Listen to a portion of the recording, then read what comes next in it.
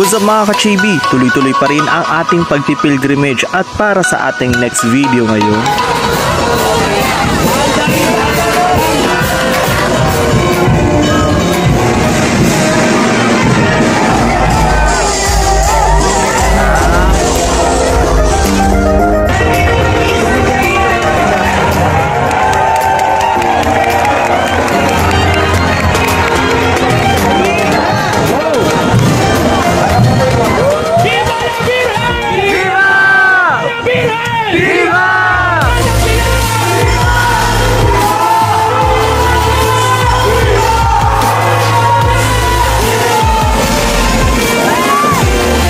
Halina at samahan ninyo ako at welcome to the Pilgrim's Vlog. What's up mga ka-chibi? Ako nga pala niyo Kuya Chibi Karapid. Welcome sa the Pilgrim's Vlog. Nandito tayo ngayon sa San Felipe Neri, ayan, para makaisa sa kanilang Passion Procession ngayong Miyerkules Santo. So ilang minuto na lang magsisimula na ang kanilang procession. So ayan, let's go!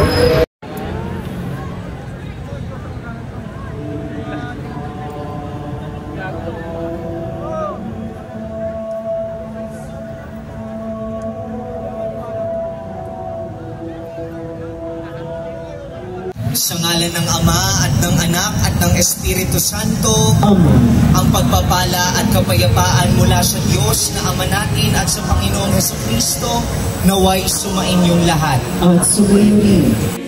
Isa sa matandang kaugalian natin sa panahong ito ay ang pagpoprosesyon na gaganapin ngayong Miyerkules Santo, Biyernes Santo at sa linggo ng Pasko ng muling pagkabuhay.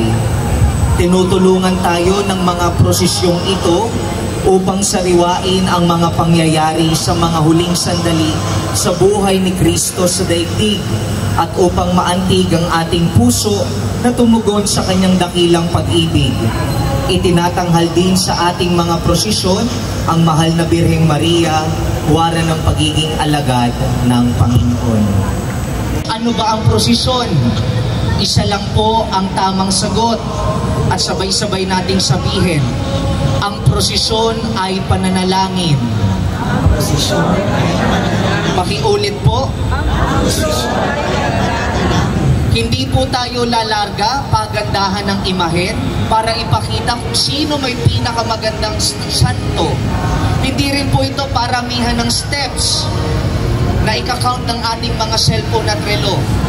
Ang pinakapunto po ng prosesyon, pagdarasal, pananalangin. Kaya mga kapatid, sana habang naglalakad tayo, nagdarasal tayo. Habang naglalakad tayo, Lord, inaalay ko itong pagtitiis ko, itong oras, pagod, hapo ko, para sa panalangin ko. Kaya hiling ko, habang naglalakad tayo, sana lang po, bawas muna yung mga tsikahan. Isipan natin kung nasa na si Jesus sa mga sandaling ito. Kinakabahan na kasi sa Biyernes ipabako na siya. Ang pagpoprosesyon, pakikiisa natin sa kanyang pagtitiis. Ang prosesyon ay isang uri na pananalangin.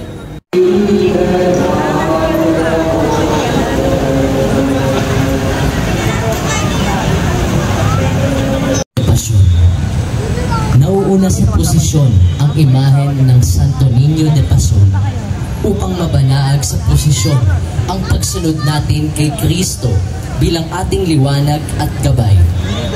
Ayon sa Infancy Narratives, isang araw sa gawaan ni San Jose, nakakita ang batang si Jesus ng isang kahoy na krus at mga pako at bigla siyang nagkaroon ng pangitain tungkol sa nakatakda niyang kapalaran upang mailigtas ang sangkatauhan. Ang imahen ay nasa pangangalaga ng Pamilya Naval kasama ang San Felipe Neri Parish Youth Ministry at Youth for Christ. O mahal na Senyor Santo Niño de Pason, kaawaan mo po kami. Si San Pedro Apostol, kilala rin sa tawag na Simon Pedro, anak ni Juan at kapatid ni Andres na mula sa Betsaida, ay isa sa mga unang alagad ni Kristo. Ang mga susi na kanyang hawak ay simbolo ng kapangyarihang ibinigay sa kanya na tanggapin o tanggihan ang sinumang gustong makapasok sa pinto ng landas. Ipinanganak sa Bethsaida at kapatid ni Simon Pedro. Isa rin siyang mangingisda na unang tinawag ng Panginoon mula sa mga alagad ni San Juan Bautista. Kaya't pinansagan siyang Protokletos, ang unang tinawag.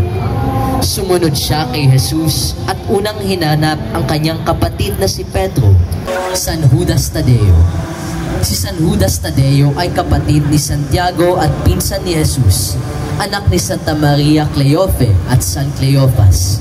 Siya ang pintakasing santo para sa mga bigong may layunin at kawalan ng pag-asa dahil sa mga suliranin.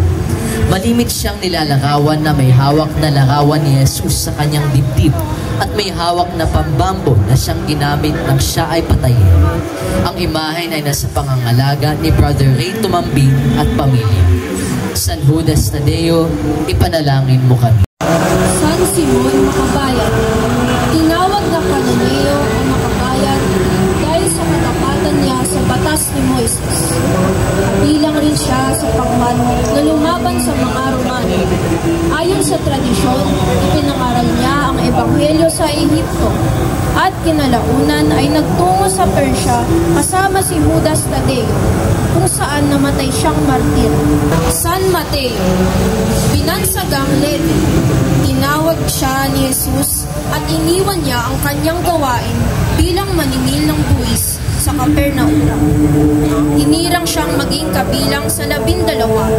Sinulat niya ang salaysay ng ebanghelyo na nagpapahayag na si Jesucristo, anak ni David at anak ni Abraham, ang nagbigay kaganapan sa pangako ng lumang tipan.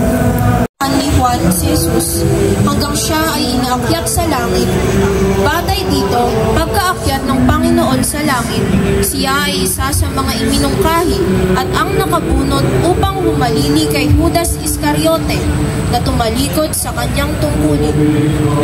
Kaya't naging kasama siya ng mga apostol bilang saksi sa muling pagkabuhay ni Kristo. Ang imahen ay nasa pangangalaga ni Brother Lito Magnaye at pamilya, kasama ang parish. Ang pagtukso kay Jesus sa ilang. Pagkatapos na siya'y mabautismuhan, dinala siya ng Espiritu doon sa ilang at sa loob ng 40 araw ay tinukso ng Diablo. Ang 3 tukso ng Diablo kay Jesus sa ilang ay pagtatangka upang subukin ang katapatan ni Jesus sa Diyos at ilipat niya ang kanyang pagtitiwala mula sa Diyos tungo kay Satanas. Ang pagtangis ni Jesus sa Jerusalem. Ang pagtangis ni Jesus sa Jerusalem, na nag-uwi si Jesucristo para sa Jerusalem. Ang pangyayaring ito ay nasa aklat ni San Lucas, kung saan sinasabing at nang malapit na siya, nakita niya ang bayan at ito'y kanyang tinangisan. Ang imahen ay nasa pangangalaga ni Brother Vince, Harry Manalang at pamilya, kasama ang Legion of Mary at Divine Apostolate. Poong Jesus. Alam ni Jesus kay Maria. Ang imahen ng pamamaalam ay halang mula sa pasyon na nagsabi, ng Huwebes pagkaumaga, si Kristo ay gumayak at nagpaalam sa ina. Tututin na nga lang talaga pagsakong niya sa sala. Batid ni Jesus na nalalapit na ang panahon upang tuparin niya ang kalooban ng kanyang ama. Batid na pagpasok ni Jesus sa Jerusalem. Nang mabalitaan ng mga tao na si Jesus ay pupunta sa Jerusalem, sila ay kumuha ng mga dahon ng oliba at lumabas sila ng lungsod upang siya ay salubungin. Sila ay sumigaw ng malakas, purihin ang Diyos. Pinagpala ang dumating sa ngalan ng Diyos, purihin ang Akli ng Israel. Ang imahen ay nasa pangangalaga ni Sis Normaline at pamilya, kasama ang BBC New Zanigap Community. Poong Jesus, anak ni David, Hari ng Israel, kaawaan mo. Ang huling hapunan, ang pagsasalo ni Jesus na kasama ang 12 alaga bago ang kanyang pagdating. Hindi lamang ito pagulita ng Pasko, Pasko ayon sa batas ni Moises. Dito rin tinatag ang sakramento ng banal na Eucharistia. Ipinag-utos niya sa mga alagad na patuloy itong gawin at alalahanin. Ang pakikibahagi sa banal na Eucharistia ang pinakamataas na ekspresyon ng pagsambang Kristiyano. Ang imahen ay nasa pangangalaga ng Pamilya Ramos, kasama ang apostolado ng panalangin. Poong Jesus, ikaw ang tinapay ng buhay, kaawaan mo kami.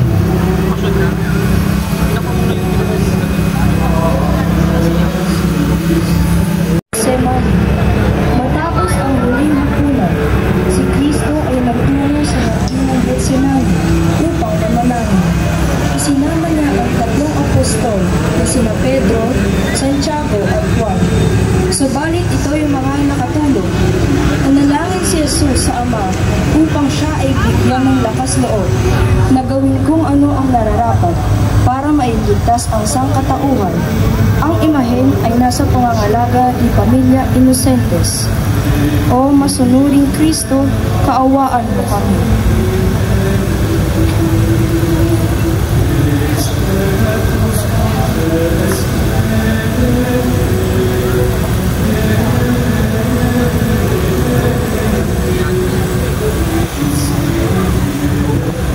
Paghahagupit kay Jesus, Senyor, larawan ng pagkagapos kay Jesus sa isang haliging bato kung saan siya ay hinagupit ng latibo.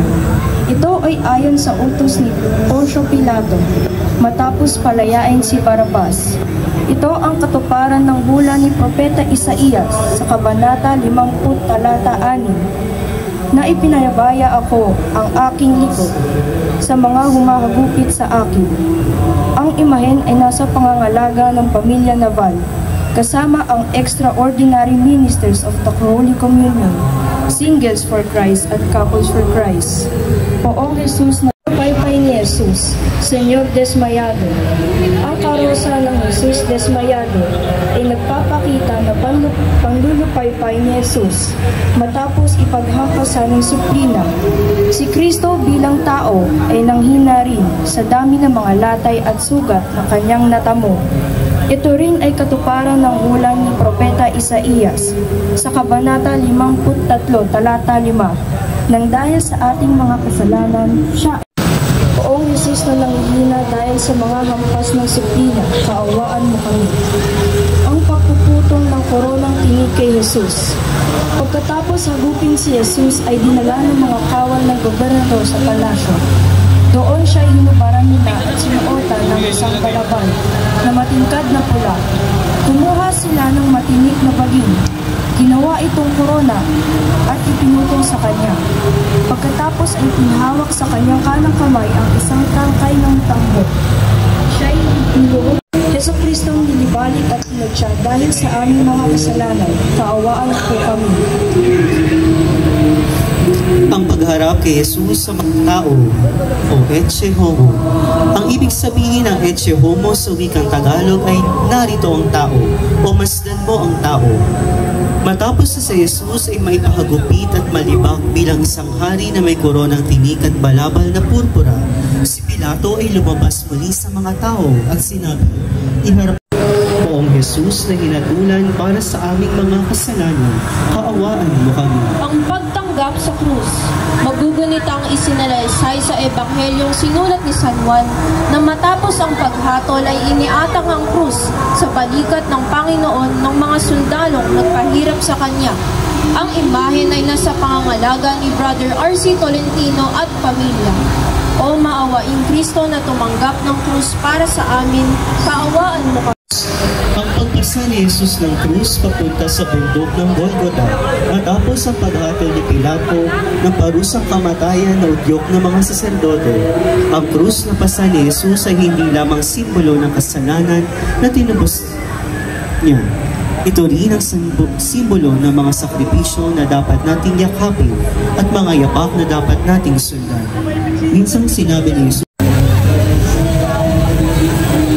ang pagsalubong ni Jesus kay Maria, kanyang ina, Labis na pait at lumpay ang nadama ni Maria nang makita ang kanyang anak sa ganitong kalagayan. Ngunit batid niya ito ay sang-ayon sa plano ng Diyos at tinanggap ito at pinag-ilayan sa kanyang puso. Ang imahen ay nasa pangangalaga ni Sister Geraldine Amoya at pamilya. O Birhen ng Hapis, ipanalangin mo kami.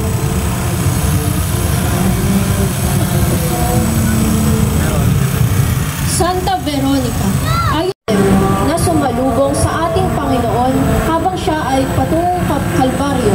Inialay niya ang kanyang birang upang ipahid sa mukha ni Jesus na nooy puno ng pawis at dugo. Sa kaganapang iyon, naiwan ang imahen ng mukha ng Panginoon sa kanyang birang. Siya rin ay sa pangalang Serafia. Ang Veronica ay mula sa salitang Vera at icon na ang ibig sabihin ay tunay na larawan. Ang imahen ay nasa pangangalaga ni Jesus, Tercera Caída. Ito ay naglalarawan ng ikatlong pagkadapa ni Jesus na pasay ang mabigat na krus. May dalawang hudyo sa tabi niya at may isang senturyon sa hulihan. Si Jesus ay nadapa ng ikatlong beses sa lugar na malapit na sa Golgota ng Kalbaryo, kung saan siya ipinako sa krus. Ang imahen ay nasa pangangalaga ng pamilya Naval kasama ang sanitation ministry at apostolado ng panalangin. Poong Jesus na nadapa sa ikapagpapatawad ng mga kasalanan, kaawaan mo kami. Señor de las Peñas. Ang imahe ng Señor de las Peñas ay naglalarawan ng sandali nang si Kristo ay nananalangin bago siya ipako sa krus. Hango ito sa isang imahen mula sa Espanya. Ang imahen ay nasa pangangalaga ni Councilor Anthony Suba at pamilya, kasama ang catechetical ministry. Poong Jesus de las Peñas, kaawaan mo kami.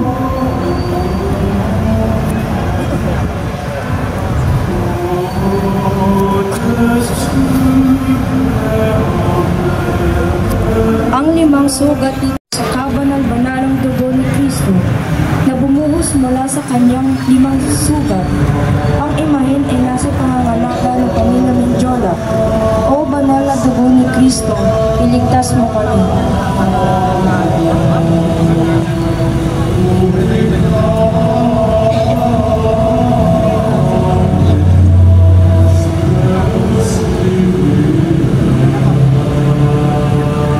Ang pagkamatay ni Jesus. Mula sa ay nagdilim ang buong lupain. Sumigaw si Jesus ng malakas at siya'y nanagutan ng hininga. Biglang nahati ang tabing templo. Mula itaas hanggang sa baba. Mayanig ang lupa at nabiyak ang mga bato. Nabuksan ang mga libingan at muling nabuhay ang maraming banal na namatay. Ang pagbaba sa krus. Pagkamatay ni Jesus sa krus, ipinaalam ni San Jose ng Arimatea na kanyang ibaba ang katawan ni Jesus upang bigyan ng maayos na libing. Kanilang ibinababa ang banal na katawan ni Jesus sa pangunguna ng mga lihim na alagad ni Jesus na si San Jose Arimatea at Nicodemo. Ang imahen ay nasa pangangalaga ng pamilya Mendiola. O Jesus na namatay. Pieta. Ang salitang pieta ay hango sa salitang Italiano na ibig sabihin ay awa. Ito ang itinawag sa imahen ni Maria habang kalong-kalong ang patay na katawan ng kanyang anak. Sa banal na kasulatan ay walang nababanggit sa paglalagay sa bangkay ni Jesus sa kandungan ng kanyang ina. Ito ay nakabatay sa ikalabing-tatlong istasyon ng krus at sa mahal na pasyon.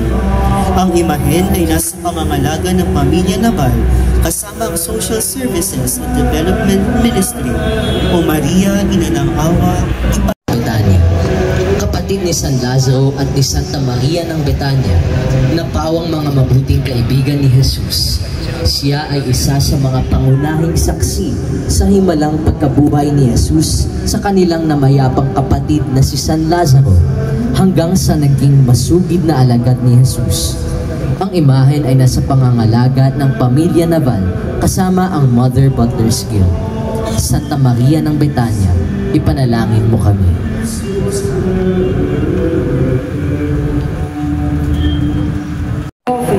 kasama ni Salome at Maria Magdalena, nagtungo siya sa libingan ng Panginoon noong umaga ng linggo linggo ng pagkabuhay upang lagyan ng pabango ang bangkay ni Jesus. At una niyang narinig ang balita ng muling pagkabuhay ng Panginoon. Ang imahen ay nasa pangangalaga ng pamilya Naval kasama ang BEC Joris Community. Santa Maria Cleofe, ipanalangin mo kami. Santa Juana, asawa nila mula sa sarili nilang ari-arian ang mga pangangailangan ni Jesus at ng kanyang mga alagad. Noong linggo ng pagkabuhay, nakita niya at ng iba pang kababaihan na naigulong na ang batong nakatakip sa libingan ni Jesus at isinilaysay nila ito sa mga alagad. Ang imahen ay nasa pangangalaga ni Brother Ethan Bernal at pamilya kasama ang Family and Life Ministry. Santa Juana, asawa ni Cusa. Nasa bayan ng Magdala, isang lugar sa Tiberias sa baybayin ng kalurang bahagi ng lawa ng Galilea, hindi siya makasalanang babaeng pinangkang patuloy ng madla. Bagkus, siya ay kasama ni Susana at Santa Juana ni Cusa na pinagaling ni Jesus mula sa kanyang katawan ay pinalayas ang 7 demonyo. Ayon sa tradisyon, si Santa Maria Magdalena ay sumama kay Apostol San Juan at sa Birheng Maria kung saan siya ay nangharal tungkol kay Jesus. Sagisag niya ang sisidlan ng pabango na siyang ginamit sa libing ni Jesus. Deo, Santa Salome at kapatid ni Santiago Mayor Apostol. Ayon sa tradisyon, si San Juan ang tinagurian na pinakamamahal na alagad. Isa rin siya sa mga sumulat ng 4 na ebanghelyo. Siya lamang sa lahat ng mga apostol ang sumama kay Maria sa paanan ng krus. Sa kanya rin inihabili ng Panginoon ang kanyang ina na si Maria. Ang imahen ay nasa pangangalaga ni Sister Carmina Flores kasama ang BEC na Mayan Community. San Juan, minamahal na alagad ni Jesus, ipanalangin mo kami. Mahal niyo na nagmula sa salitang dolor o wikang Latin na nangangahulugang sakit o hapis. Ito ang nadama ng mahal na Birhen Maria magmula pa lamang sa propesiyang Simeon noong ihandog ang sanggol ni Jesus sa templo, kung saan inihayag kay Maria na ang puso mo ay parang naging tinarakan ng balaraw. Buong loob na nasaksihan ng ina ang pagpapakasakit at pagkamatay sa krus ng kanyang anak. Ang Birhen Dolorosa, ang larawan ni Maria na puno ng pighati at hinagpis, ngunit nananatiling matatag habang nasa paanan ng krus. Ang imahen ay nasa pangangalaga ng pamilya Naval kasama ang Ministry of Devotions and Popular Piety at Parish Music Ministry, Lectors and Commentators Guild at Young Lectors and Commentators Guild. O Maria, nagdadalamhati, akayin mo kami tungo sa iyong anak na si Jesus.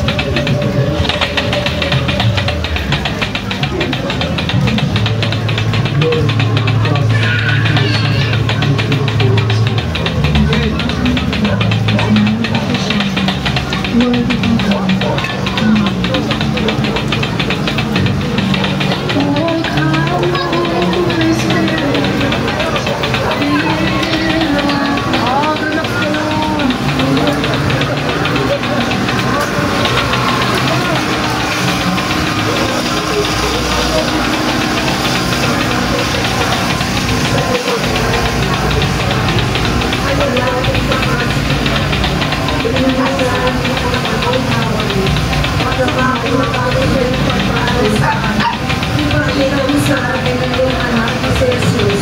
Santa Maria, Ina ng Diyos. Kahit ka sa bait ng halal mo, mapasa amin ang karayan mo, sundin na daw mo sa lupa para na sa langit. Bigyan niyo po kami ngayon ng aming kakanin sa araw-araw at patawarin mo kami sa aming mga sala para na pagpatawa namin sa nagkakasala sa amin. At huwag mo kami may natulog sa gusto at iadyan mo kami sa lahat ng kasama. Mabagi na ang Maria, tutulog ng grasya, ang Panginoon Diyos ay sumasayo.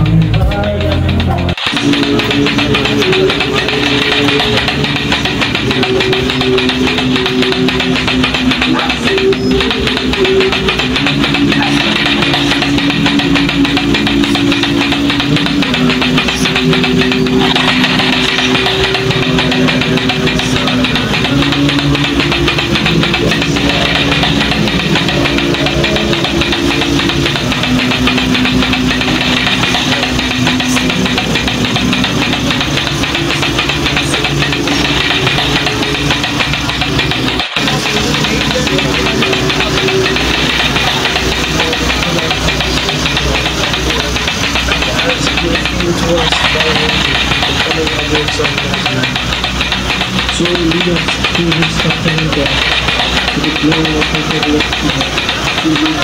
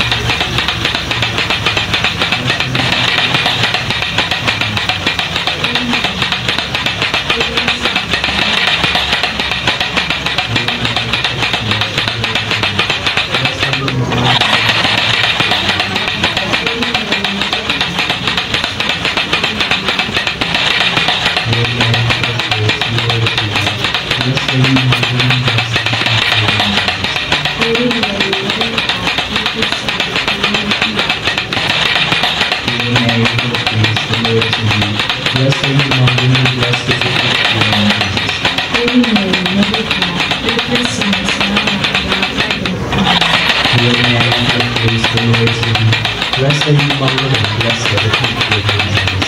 Holy Mary, Mother of God, pray for us sinners, now and at the hour of our death. Amen. Glory be to the Father, to the Son, and to the Holy Spirit.